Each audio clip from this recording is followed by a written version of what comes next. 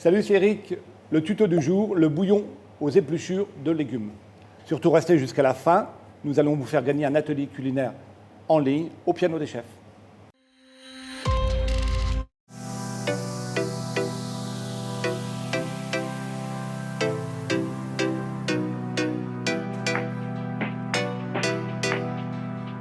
Nous avons du verre de poireau que vous jetez habituellement, j'espère que non, mais ça peut arriver, de l'oignon, des épluchures de carottes, des épluchures de champignons de Paris, de l'ail ou des os, un peu de poivre en grains et du sel, un peu d'huile d'olive.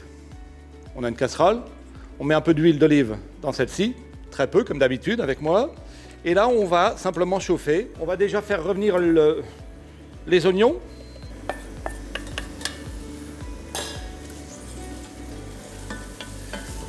Et donc l'idée c'est vraiment d'utiliser les épluchures de tout ce que vous avez. Si on avait eu un peu de céleri, on aurait pu l'utiliser. Vous allez pouvoir mettre ça dans une bouteille au congélateur et vous avez quelque chose que vous allez pouvoir réutiliser quand vous le souhaitez.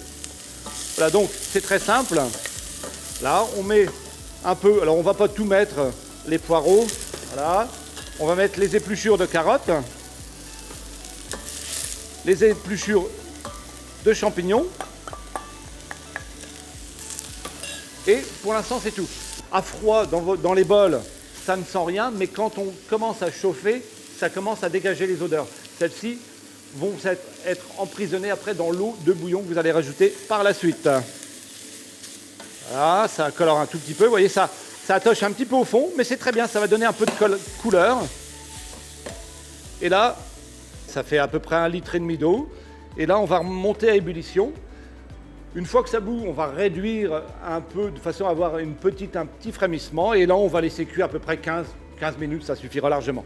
Voilà, c'est terminé. Le sel, on en met un tout petit peu, mais c'est même pas indispensable parce que si vous faites avec ceci, vous ressortez ça dans une semaine, décongelé, et vous l'utilisez pour réduire de façon à faire une sauce, si vous mettez du sel, la sauce risque d'être trop salée.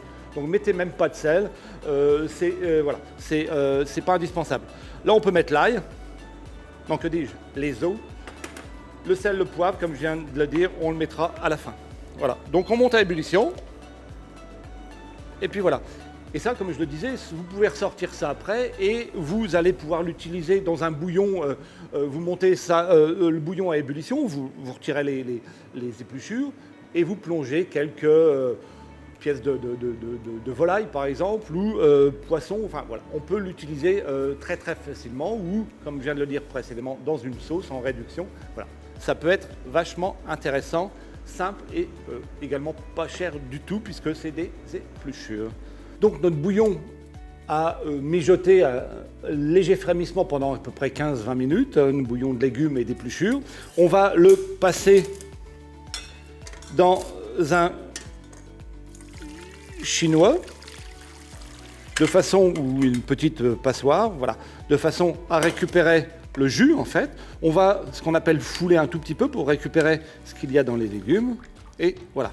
Donc on n'a pas mis de sel, on n'a pas mis de poivre, on n'a rien mis. Vous laissez refroidir à nouveau et on met ça avec un petit entonnoir dans une bouteille. Vous la remplissez pas, bien entendu, puisque au congélateur ça va gonfler. Vous sortez votre bouillon le matin du congélateur et le midi ou le soir, vous pouvez l'utiliser en le réchauffant, en faisant tomber dedans quelques fruits de mer par exemple ou quelques pièces de viande, de volaille par exemple, et ça va cuire dedans et vous avez quelque chose de rapidement fait. Ou vous mettez ça dans une casserole d'un gros diamètre, de façon à réduire plus rapidement que si vous aviez une petite casserole. Et vous avez également là une sauce uniquement avec des légumes et des épluchures. Et vous salez et poivrez au dernier moment. Vous pouvez rajouter ensuite un peu de crème et vous avez une super sauce pour accompagner une viande ou un poisson. Voici la recette.